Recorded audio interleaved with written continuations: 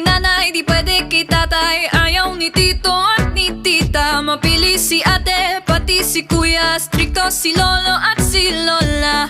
Mag-aral raw muna o mas bigyan ng oras ang pamilya. Pero tandaan mo to, mahal na mahal kita. Mahal kita, pero mahal kita, pero mahal kita, pero